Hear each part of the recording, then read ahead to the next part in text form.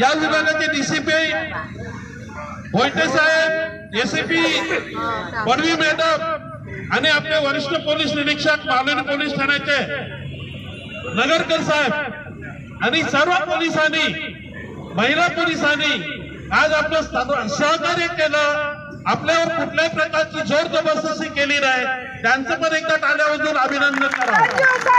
आणि यानंतरची पुढची रूपरेषा असेल ते आपले आमदार अस्लम शेख साहेब. धन्यवाद. सर्वप्रथम सगळे इथे आले. आपण आता ऐका, जर ऐका हो ताई, मला 5 मिनिटं ऐकून घ्या फक्त. आज सरकारतर्फे जोर जबरी करीने इथे सर्वे करायचा प्रयत्न केला होता.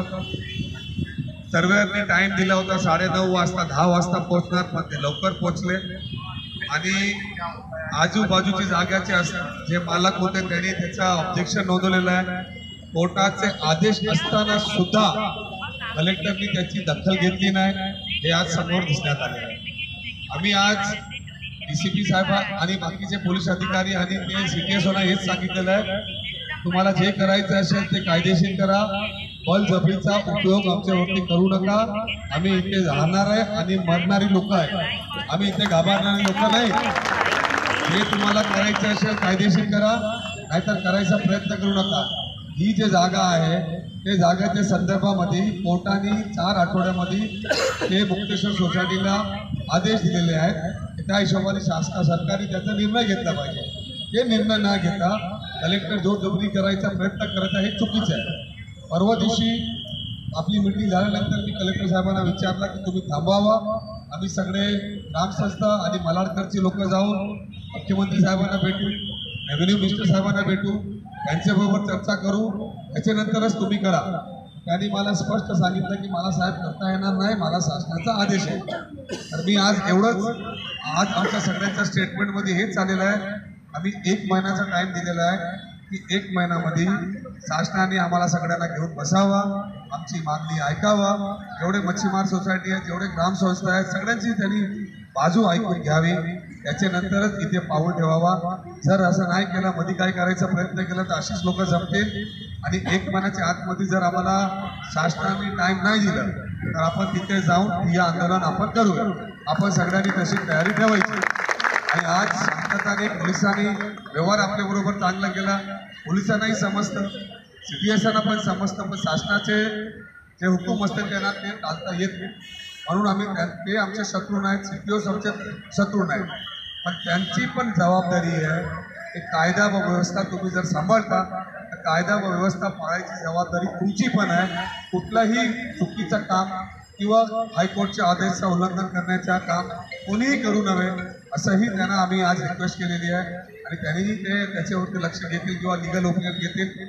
त्यापर्यंत हे होत नाही, त्यापर्यंत आपलं हे आंदोलन चालू असणार.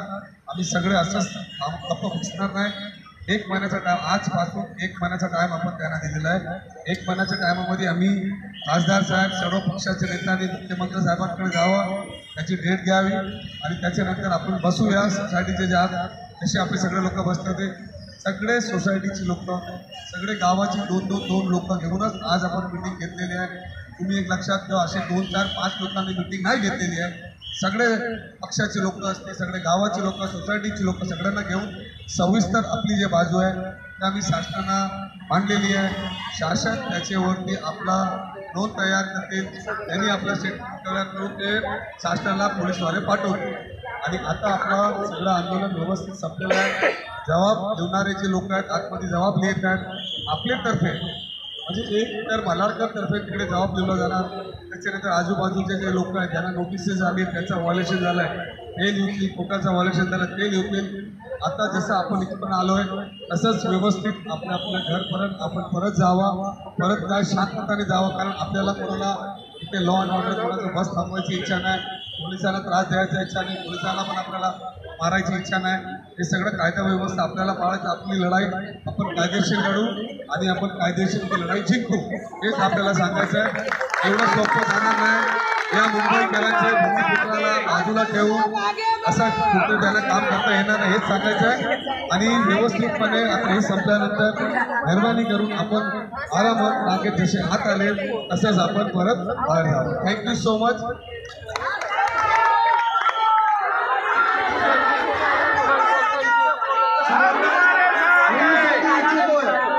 आपण आजचा जो मोर्चा घेतला ते सर्व गावकरी घेतलेला आहे.